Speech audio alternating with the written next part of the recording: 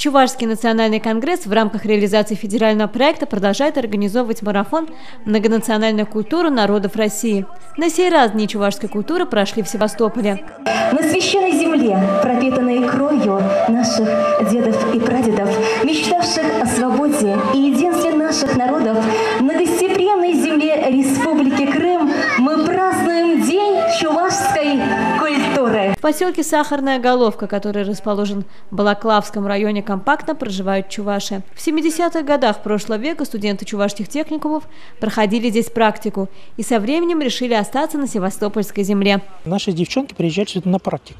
Зачастую они оставались здесь, после практики уже им здесь нравилось, они здесь нашли семьи, создали свои семьи, дети здесь родились уже. Уже несколько поколений наших, так скажем, чувашей уже.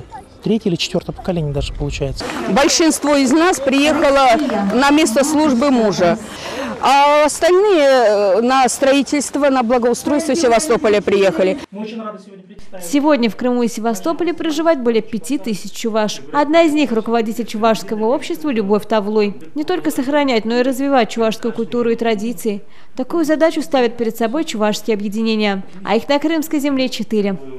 А я пришла в чувашское общество в 2006 году.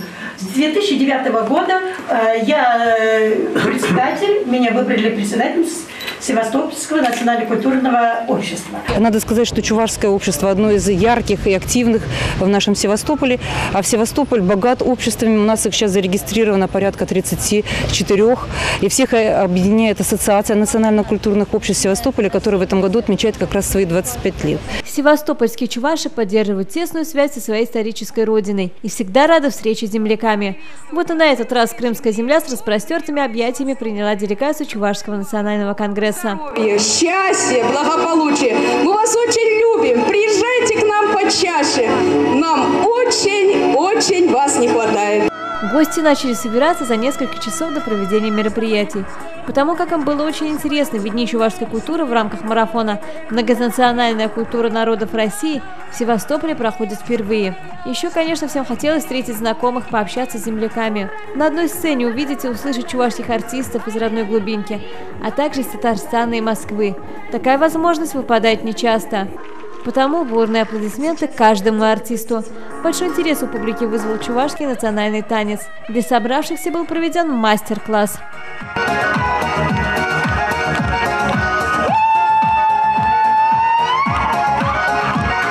В рамках марафона состоялся круглый стол. Среди гостей были представители чувашских автономий Саратовской области, Татарстана, города Москвы, а также руководители разных культурных объединений Крыма и Севастополя. И когда мы выезжаем в регионы, особенно в регионы дальние, Санкт-Петербург, Тюмень, Югра, и мы проводим эти открытые уроки, мастер-классы, люди со слезами на глазах, вы поверьте, они такие счастливые, что они прикасаются к той частичке своей родной культуры с малой родины. И они говорят: спасибо огромное. Члены делегации Чувашского национального конгресса побывали у Вечного огня. На мемориале героической обороны Севастополя в годы Великой Отечественной войны возложили цветы и почтили память погибших в годы войны минутой молчания.